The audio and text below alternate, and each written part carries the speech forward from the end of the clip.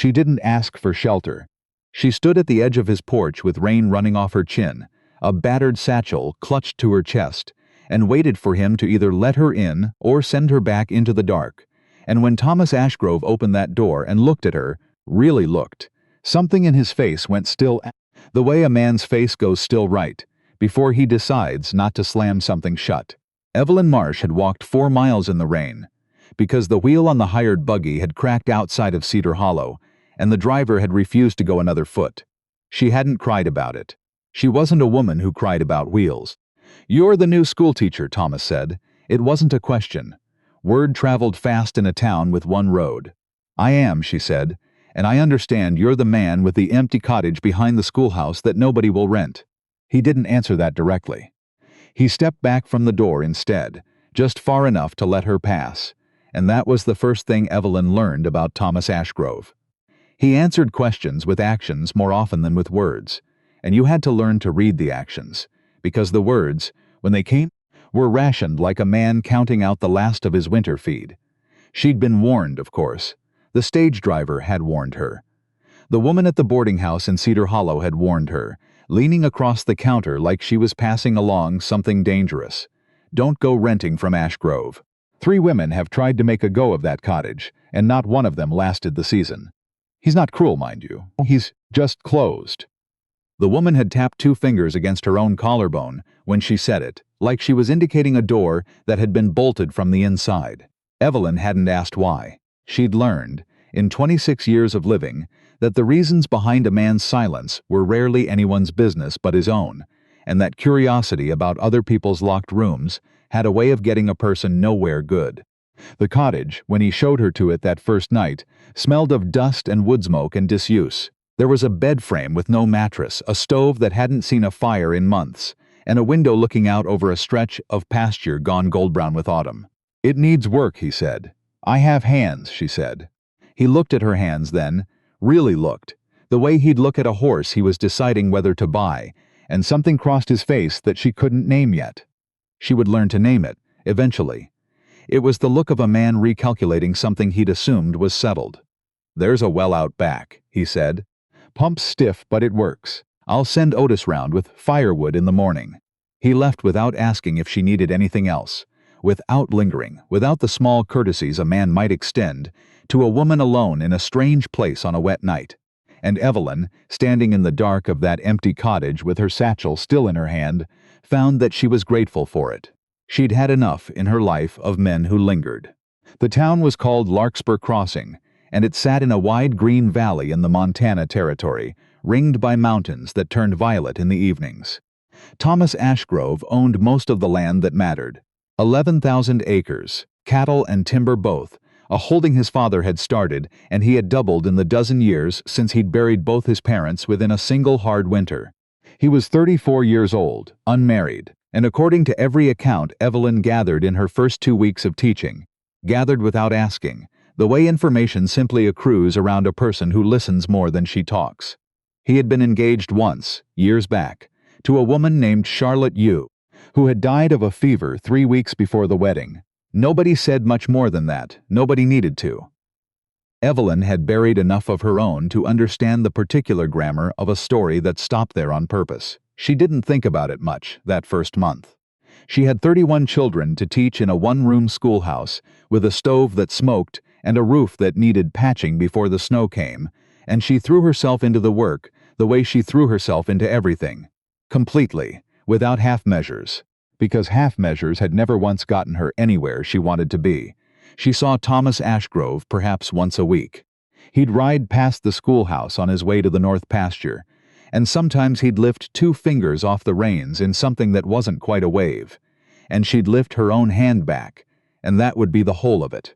He fixed the roof of her cottage without being asked, leaving the ladder propped against the side of the building and the new shingles already in place by the time she came home from teaching. And when she tried to thank him at the Mercantile 3 days later, he said only, "Wind was getting under the old ones." As if the kindness needed an alibi, it was Otis Renner. No, wait. It was the ranch hand, the old one, the one who'd worked the land since before Thomas was born, who told her the rest of it, on an afternoon in late October, when she'd stayed behind at the schoolhouse to grade papers and he'd come by to deliver a cord of wood. "You'll have heard about Charlotte," he said, not looking at her, stacking the wood with the unhurried rhythm of a man who'd done it 10,000 times. "I've heard there was someone," Evelyn said carefully. "I haven't heard the particulars and I haven't asked." The old man, Walt, his name was Walt Crandall, straightened up and looked at her with something like surprise. "Most folks ask straight off. Most folks like a good story better than they like a person's privacy," Evelyn said. "I'd rather know the person." Walt was quiet a moment, turning a piece of split pine over in his hands. "She got sick fast," he said finally. 3 weeks, start to finish. He sat up with her every night of it, rode for the doctor himself twice, though we had a boy could have gone faster, wouldn't sleep, wouldn't eat hardly. And then she passed, and he didn't cry that anybody saw, didn't say much of anything, just went out and worked the fence line for 11 hours straight in February with no coat on. And Hector, that's his foreman now, Hector Doss, had to physically pull him off that fence before he froze to death standing up. Walt set the last log on the pile. That was 9 years ago. He's been building something with his hands ever since. Doesn't talk about it, doesn't let anybody talk about it.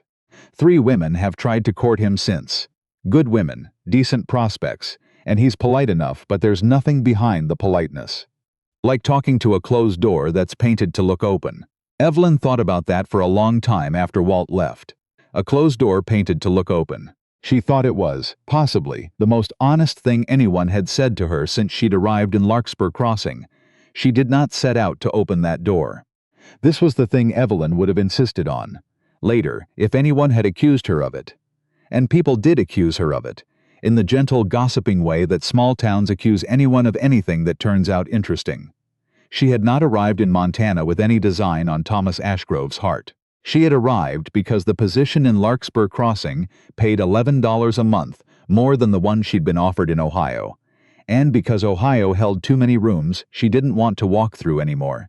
Her mother's sick room, her father's study, the small bedroom where she'd nursed her younger brother through the influenza that took him anyway. 2 years back, at 19 years old, with her hand wrapped around his the whole time. She had come west to teach children their letters, and to stop, for a while, being the person everyone in town looked at with that particular softness reserved for the unlucky. So when she found herself, 3 months into her tenancy, standing in Thomas Ashgrove's kitchen on a Sunday afternoon, because his housekeeper had quit without notice, and he'd shown up at the schoolhouse looking, for the first time since she'd met him, genuinely at a loss, she told herself it was simple neighborliness. A meal cooked, a kitchen set right, nothing more. "You don't have to do this," he said, standing in the doorway of his own kitchen, like a man unsure whether he was allowed in. "I know," Evelyn said, sleeves rolled to the elbow, already elbow-deep in flour. "I'm doing it anyway. Sit down, Mr. Ashgrove. You're making the bread nervous." It startled a sound out of him, not quite a laugh, more the ghost of one abandoned halfway, and he sat. She fed him supper that night, and the conversation that passed between them was sparse, functional, the kind of talk that fills a room without asking anything of anyone. But she noticed things. She noticed that he ate like a man who'd forgotten food could be something other than fuel, and that when she set a plate of stewed apples in front of him at the end of the meal, something moved behind his eyes, quick, there and gone, like a fish breaking the surface of a still pond. "My mother used to make these," he said. "Did she? Every Sunday. I haven't had them since." He looked down at the plate like it had ambushed him. "I'm not going to cry over stewed apples, Miss Marsh. I'd think no less of you if you did," Evelyn said. He didn't cry. But he ate every bite of those apples slowly, like he was making something last, and Evelyn understood, watching him, that she had just witnessed something rarer than tears from this man. She had witnessed him let himself remember something good without flinching away from it. The arrangement became regular without either of them quite deciding it should. Sunday suppers, mostly, and sometimes a weekday evening when the housekeeping situation at the main house remained unresolved. Thomas went through housekeepers the way other ranchers went through hired hands, and Evelyn began to understand why nobody stayed. It wasn't that he was unkind. It was that he gave nothing of himself away, and most people, asked to live inside a man's house for wages, wanted at least the warmth of being seen by him in return. Evelyn didn't need to be seen. Or she told herself she didn't, in those early months, and there was a kind of relief in a man who made no demands on her at all, who didn't watch her the way men sometimes watched her, with calculation or hunger, or the slow proprietary creep of a man deciding a woman would suit him. Thomas Ashgrove watched the horizon.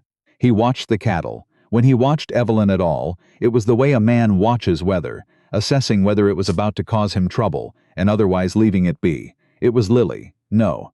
It was the youngest of her students, a small girl named Bertie Calhoun, with a gap in her front teeth, and a habit of asking questions nobody else dared ask, who broke something open between them, though she never knew she'd done it. It happened in November, at the harvest social the whole town turned out for, in the Grange Hall strung with paper lanterns, and smelling of cider and wood smoke. Thomas had come. He always came to these things, briefly, dutifully, the way a man pays a tax he doesn't enjoy, and he was standing near the punch table, looking like he was already calculating how soon he could leave, when Bertie marched up to him with the directness only a 7-year-old possesses.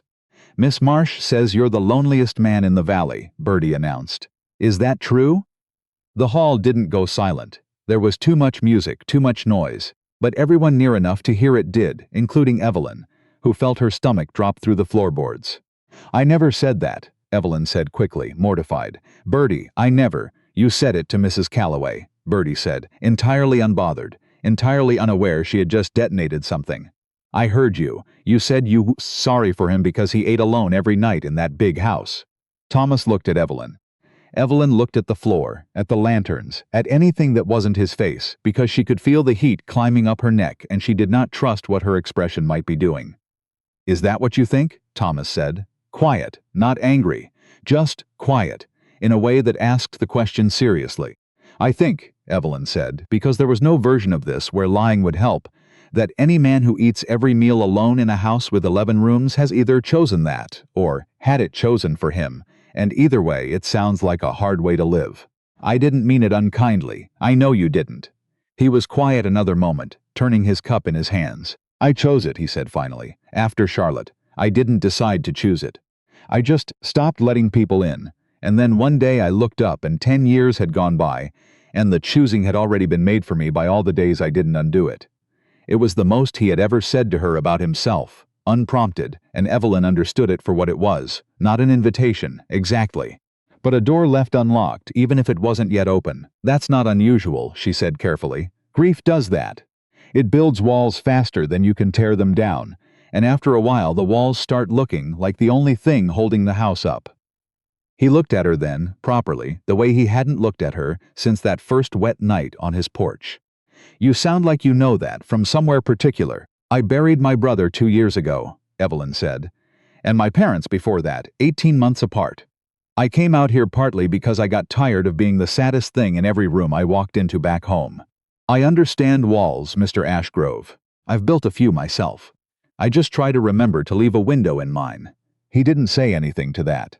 But later, when the social was winding down and the lanterns were being snuffed one by one, he found her by the door with her shawl already half on, and he said, low enough that no one else would catch it, "Thank you for the window comment. I didn't say it to be thanked." "I know," he said. "That's why I'm thanking you." Winter came hard that year, the way it does in Montana, snow stacking against the schoolhouse door until the children had to be dismissed early 3 days running, and the cottage's little stove fighting a losing battle against the cold that crept in around the window frames. It was during the worst of it, a blizzard that shut the valley down for the better part of a week, that Evelyn fell properly, frighteningly ill, fever climbing through a long gray afternoon until the cottage walls seemed to breathe in and out around her. She didn't remember much of what happened next, not clearly. She remembered the door banging open against the wind. She remembered a voice, Thomas's voice, rough with something she didn't have a name for yet, saying her name like it was an accusation he was leveling against the entire sky. She remembered being lifted, wrapped, carried out into a cold so total it felt like drowning, and then the warmth of the main house swallowing her whole. What she learned afterward, pieced together from Hector Doss and from Walt, and eventually, reluctantly, from Thomas himself, was that he had ridden out into the blizzard against every rule of sense and survival because Otis, the boy who delivered her firewood, had mentioned, in passing, that smoke hadn't been rising from the schoolteacher's chimney since midday. Thomas had not waited for the storm to break. He had not sent a hand in his place. He had gone himself, on a horse that nearly didn't make it back, and found her half-conscious on the cottage floor with the fire long dead and the cold already deep in her bones. "You could have died," Evelyn said to him, 3 days later, propped up in the main house's guest bed with the fever finally broken, her voice still thin and her hands still trembling around the cup of broth he'd brought her himself, refusing to let the new housekeeper do it. "So could you," Thomas said. "That's not the same thing. It's exactly the same thing." He set the cup down with more force than the moment seemed to require. "Evelyn." It was the first time he'd used her given name. It landed in the room like something dropped from a height. "I have buried one woman I let myself care about. I am not interested in burying a second one, because I was too careful to go out in a storm." The silence after that admission stretched long enough that Evelyn could hear the fire crackling in the hearth, the wind still moaning faintly outside, her own pulse loud in her ears. "You said you cared about me," she said finally, because someone had to say it out loud, and she had never in her life been a woman who left a true thing unspoken out of cowardice. "I did say that." Thomas sat down heavily in the chair beside the bed, and for the first time since she'd known him, he looked less like a closed door and more like a man standing in the doorway of one, deciding. "I've been trying not to for months. I told myself it was gratitude. For the suppers. I told myself it was loneliness, the ordinary kind. I have run out of things to tell myself, sitting in that storm with you not breathing right in my arms." He looked at her, and the look had nothing careful left in it at all. "I don't know how to do this without it costing me something. I never have. But I'd rather it cost me something than go back to eating alone in that kitchen, pretending I don't notice the difference between a house and a home." Evelyn reached out, slowly, and put her hand over his on the blanket. It was the boldest thing she had done since arriving in Montana, and it did not feel bold. It felt instead like setting down something she had been carrying a very long way. "I'm not Charlotte," she said gently. "I'm not going to ask you to forget her or to stop missing her. I'm only asking you to let there be room for both, the missing and the new thing, side by side." "I think," Thomas said, turning his hand under hers so their palms met properly, "that's the only thing I've actually wanted, and didn't know how to ask for." They did not marry quickly. That, too, was something Evelyn insisted on, though insisting wasn't quite the word. It was simply understood between them, without much discussion, that what they were building deserved the kind of patience neither of them had been given the first time grief had visited their lives. They courted properly through the rest of that winter and into the spring. Sunday suppers becoming Sunday afternoons becoming long evening walks along the fence line, while the cattle watched them with mild bovine indifference. Thomas talking more in those months than by Walt's account. He had talked in the previous 9 years combined. He told her about Charlotte eventually, properly, not in fragments, dragged out of him by other people's gossip, but in his own words, on a porch step in April, with the first green coming up green and stubborn through the last patches of snow. He told her about the 3 weeks of her dying, about the 11 hours on the fence line in February, about the particular shame of having built a successful life on 11,000 acres, while failing, entirely, to build anything resembling a life worth living inside it. "I'm not telling you this so you'll feel sorry for me," he said. "I don't feel sorry for you," Evelyn said. "I feel like I understand you a little better than I did yesterday. That's different."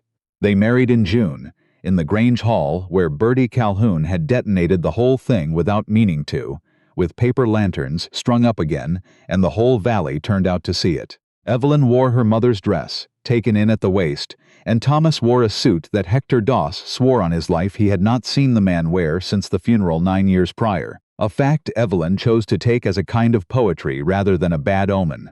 Proof that a man could put on the same clothes for 2 different kinds of ending, and have them mean entirely different things. They did not have an easy marriage, in the sense of an easy marriage being one without friction. Thomas's silences didn't vanish overnight, simply because a ring was on his finger. Old habits of withholding don't dissolve at a wedding, whatever the songs say, and there were evenings in that first year when Evelyn had to sit across from him at the supper table and say, plainly, "You've gone somewhere again.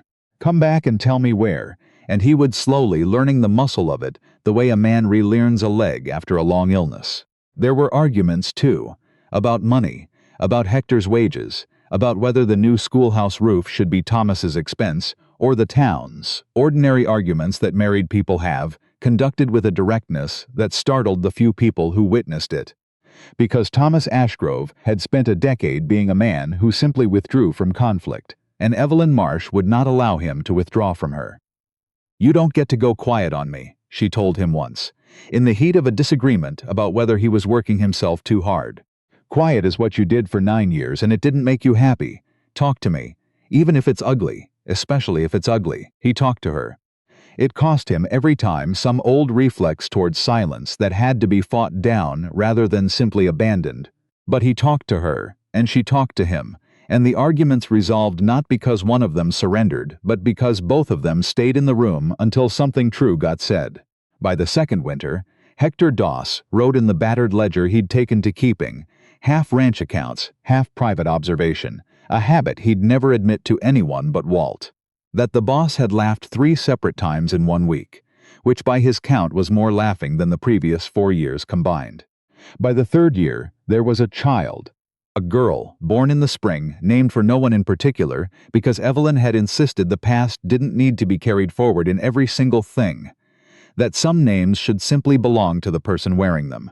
Thomas held his daughter the first night of her life, standing at the window of the main house, looking out over land his father had carved from nothing, and Evelyn watched him from the bed and saw, for the first time without any shadow behind it, a man who had stopped merely surviving his own life and started living it.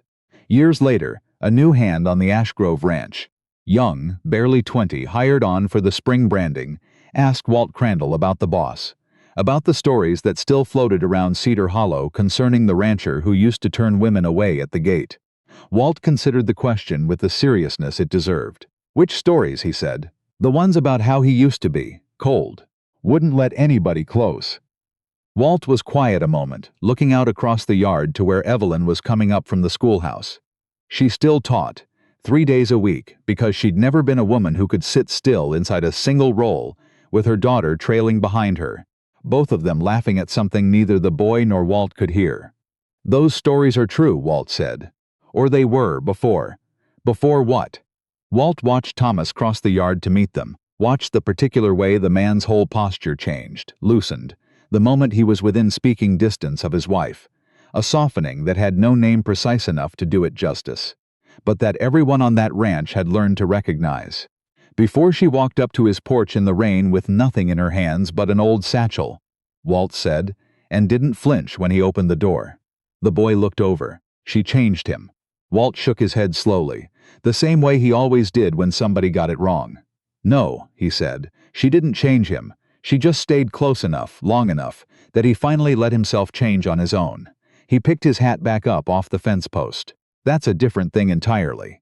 Took me years to understand the difference myself."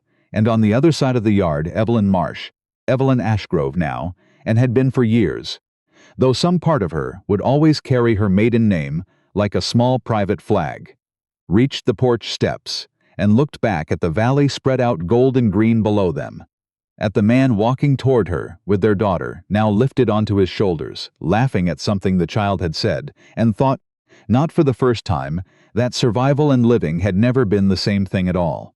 Survival was what Thomas had done for 9 long years in that big quiet house. Living was this, the noise, the arguments, the laughter that came easier each season, the small ordinary miracle of a man choosing, every single day, to keep the door open rather than letting it swing shut again out of habit. It had taken patience to get here. It had taken honesty, more than either of them had been comfortable with at first, and the kind of love that didn't ask a person to be anything other than exactly what their grief had made them. But standing there in the late afternoon light, with her husband's laughter carrying across the yard, and her daughter's small hands tangled in his hair, Evelyn understood that it had been worth every quiet, difficult mile of the road that brought her there. It had been enough. It had been more than enough. It had been everything she hadn't known all those years ago in Ohio that she was still allowed to want.